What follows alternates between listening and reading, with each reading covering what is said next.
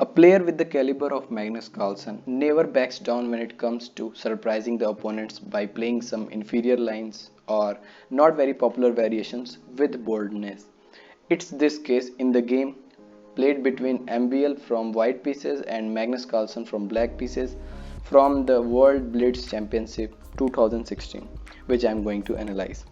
Okay, so hello everyone and welcome to my channel More to Chess. Let's start. MBL starts with the move e4, Magnus plays e5, knight f3, knight to c6, bishop b5, the Ruy Lopez variation, a6 attacking the bishop, retreating, knight f6, castle, b5. It's called this variation of the Ruy Lopez. I don't know how to pronunciate it correctly, so if you know, let me know in the comment section. White played bishop b3, bishop to b7. In this kinds of setup, the bishop is activated from the b7 on this diagonal.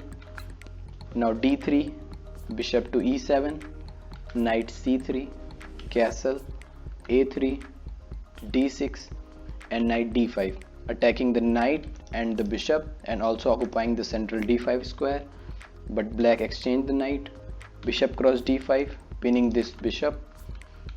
Now queen d7, occupying this active diagonal and also adding support to the knight c6, d4. Since the bishop is pinned, so this knight can no longer attack the d4 pawn, otherwise the bishop on b7 will hang. So e takes d4, knight takes d4, bishop f6 attacking the knight from the bishop. Now knight f5, a great square for the knight. Knight d8, black is unpinning the bishop and also trying to exchange the bishop. Rook e1 with the idea of e5, bishop cross e5, d cross e5, bishop cross f7 and queen cross d7, since the queen is no longer protected. So black plays rook e8 taking care of the e5 pawn. Now c3, black protect the b2 square and ready to develop this bishop. Now bishop cross d5, queen cross d5, as you cannot take the bishop with the pawn because the knight will hang. So queen cross d5, knight to c6 with the idea of knight to e5. Now knight g3, g6, preventing knight f5 and h5 ideas in the future. Bishop f4, knight e5, rook a to d1, rook a to d8, and both sides have completed his development. Now rook e2 with the idea of doubling the rooks, c6 attacking the queen, queen a2, it's the best move. The idea is trying to double up the rooks on the d file and put more pressure on the d6 pawn. Now queen g4 attacking the f4 bishop, bishop to c1 only move. Now h5 with the idea of h4, h3 attacking the queen, queen e6, black is trying to exchange the queens, so queen cross e6, rook cross e6, and here white played f4.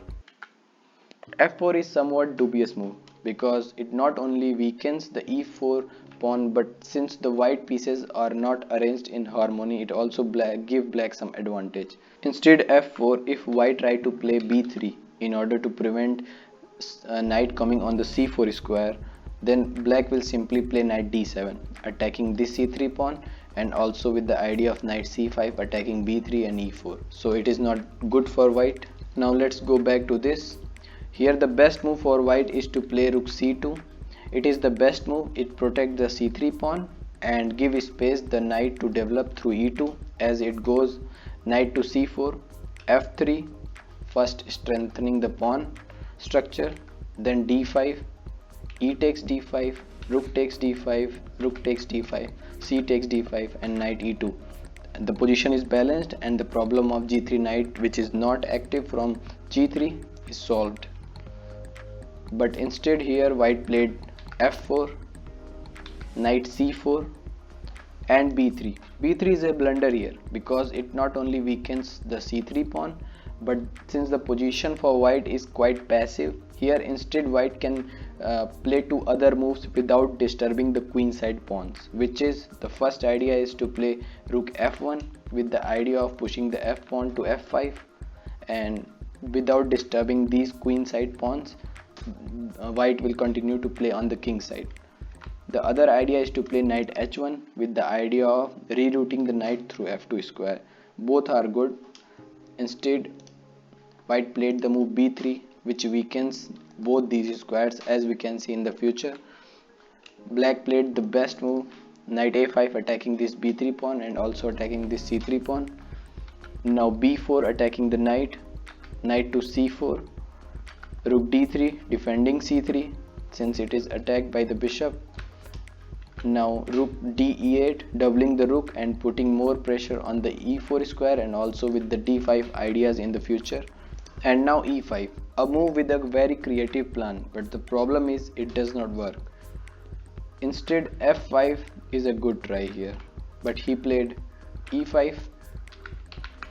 After e5, d takes e5, f5, the follow-up that MVL calculated. Black played e4, attacking the rook. Instead of e4, g cross f5 is also fine for black, but Magnus goes for the sharp variation, e4. Now rook d7, saving his rook, and with the rook a7 ideas attacking the a6 pawn. Now g cross f5, knight cross f5, e3. e3 is a type of move that requires some serious calculation, because as we can see on the next move, the rook is coming on d3 and attacking this pawn 4 times. So rook d3 attacking this pawn 4 times. Now rook e5. At this point, Magnus already calculated everything and he is ready to sacrifice his e3 pawn. Now knight to d4, but white did not take the pawn because it was a trap. Now rook d5, again sacrificing the pawn and also putting the pressure on this d4 knight. Bishop takes e3. Now rook d to e5, and Magnus played rook d to e5. It was on this move that Magnus did a blunder, missed a tactical blow under the time pressure, I think.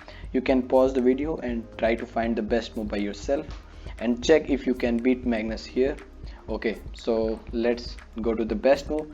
The best move here is bishop to g5. As these two rooks are pinned and the bishop on e3 is attacked 3 times, so white have to play bishop cross g5. Now rook cross e2, and black is simply exchange up without any compensation for white. But instead Magnus played rook d e5. Now knight to c2. Knight c2 is a blunder again, returning the favor to Magnus. Instead of knight c2, the best move in this position is to play king f2, protecting the e3 bishop, and also bishop h4 can be made by g3, so the position of white is just fine even in a losing position. But white played knight to c2. Now bishop to g5, attacking the pinned bishop, hence adding one more attacker to the game. And now king f2. Now king f2 does not work here because black can play f5. In the previous position this bishop was on f6, so f5 was not possible. So Magnus played rook f5. Magnus repeats in order to gain some time. Now king g1, rook fe5, king f2, and now he plays f5. Now f5 with the threat of move f4. Rook e1 in order to protect this rook with the knight in order to unpin, but it turns out an instant resign. Black played knight takes e3. Now knight cross e3. You cannot take with the rook because ultimately he will take with the bishop. So knight cross e3, f4. This is the idea. Knight c2 and bishop h4 check, and MVL resigned here. Okay, so that's all for this. I hope you enjoyed. Stay tuned for more, and bye.